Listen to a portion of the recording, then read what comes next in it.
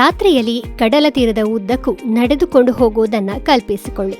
ನಿಮ್ಮ ಪಾದಗಳ ಕೆಳಗೆ ತಂಪಾದ ಮರಳು, ನಿಮ್ಮ ಕಿವಿಗಳಲ್ಲಿ ಅಲೆಗಳ ಸೌಮ್ಯವಾದ ಶಬ್ದ ಮತ್ತು ನಂತರ ಇದ್ದಕ್ಕಿದ್ದ ಹಾಗೆ ನಕ್ಷತ್ರಗಳೇ ಸಾಗರಕ್ಕೆ ಬಿದ್ದ ಹಾಗೆ ನೀರು ಮಾಂತ್ರಿಕ ನೀಲಿ ಹೊಳಪಿನಿಂದ ಬೆಳಗುತ್ತದೆ. ಇದು ಯಾವುದೋ ಫ್ಯಾಂಟಸಿ ಚಲನಚಿತ್ರದ ದೃಶ್ಯವಲ್ಲ, ಇದು ಬಯೋಲುಮಿನೆಸೆನ್ಸ್ ಅನ್ನೋ ನಿಜ ಜೀವನದ ವಿದ್ಯಮಾನ.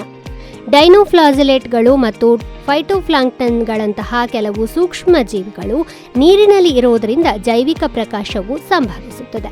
ಈ ಸಣ್ಣ ಜೀವಿಗಳು ರಕ್ಷಣಾ ಕಾರ್ಯವಿಧಾನವಾಗಿ ಅಥವಾ ಅಲೆಗಳು ಅಥವಾ ಹೆಜ್ಜೆಗಳಂತಹ ಚಲನೆಯಿಂದ ಡಿಸ್ಟರ್ಬ್ ಆದಾಗ ಬೆಳಕನ್ನು ಹೊರಸೂಸುತ್ತವೆ. ಈ ಜೀವಿಗಳು ತೊಂದರೆಗೊಳಗಾದಾಗ ಪ್ರತಿಕ್ರಿಯೆಯು ಪ್ರಚೋದಿಸಲ್ಪಡುತ್ತದೆ. ಇದು ನೀರನ್ನು ಬೆಳಗಿಸುವ ಸುಂದರವಾದ ನೀಲಿ ಹೊಳಪಿಗೆ ಕಾರಣವಾಗುತ್ತದೆ. ಕೆಲವು ತಾಣಗಳು ವರ್ಷ ಪೂರ್ತಿ ಮತ್ತು ಇನ್ನೊಂದಷ್ಟು ಕಡಲ ತೀರಗಳು ಕೆಲವು ಸಮಯಗಳಲ್ಲಿ ಮಾತ್ರ ಈ ರೀತಿ ಹೊಳೆಯುತ್ತಿರುತ್ತವೆ. ಬನ್ನಿ ಹಾಗಾದ್ರೆ ಸಾಗರವು ಅದ್ಭುತವಾಗಿ ಕಾಣುವ ಕೆಲವು ಅತ್ಯುತ್ತಮ ಬಯೋಲುಮಿನೆಸೆಂಟ್ ಕಡಲ ತೀರಗಳು ಯಾವುವು ಅಂತ ನೋಡೋಣ. ಮಾಸ್ಕಿಟೋ ಬೇ, ಪೋರ್ಟೋರಿಕೋ. ಇದು ಕೇವಲ ಬಯೋಲುಮಿನೆಸೆಂಟ್ ಬೀಚ್ ಮಾತ್ರ ಅಲ್ಲ.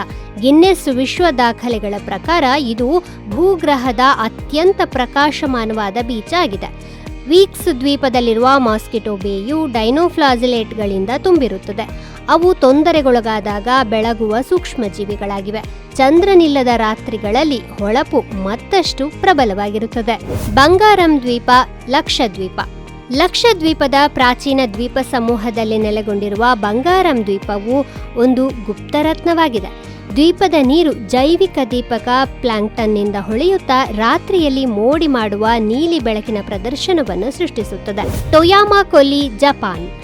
ಇಲ್ಲಿ ಪ್ರಕಾಶಮಾನವಾದ ಪ್ಲಾಂಕ್ಟನ್ ಅಲ್ಲ, ಬದಲಾಗಿ ಟೊಯಾಮಾ ಕೊಲ್ಲಿಯ ಬೆಳಕಿನ ಪ್ರದರ್ಶನವು ಸ್ಕ್ವಿಡ್ ಅನ್ನೋ ಮಿಂಚುಹುಳುವಿನಿಂದಲೂ ಬರುತ್ತದೆ.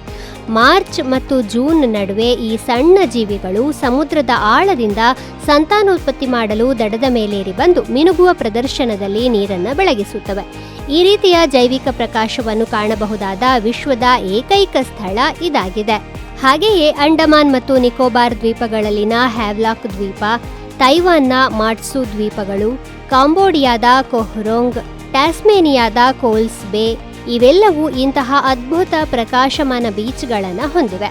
ಒಟ್ಟಿನಲ್ಲಿ ಇಂತಹ ಬಯೋಲುಮಿನೆಸೆಂಟ್ ಕಡಲ ತೀರಗಳು ಖಂಡಿತವಾಗಿಯೂ ಪ್ರಕೃತಿಯ ಅತ್ಯಂತ ಮಾಂತ್ರಿಕ ಚಮತ್ಕಾರಗಳಲ್ಲಿ ಒಂದಾಗಿವೆ.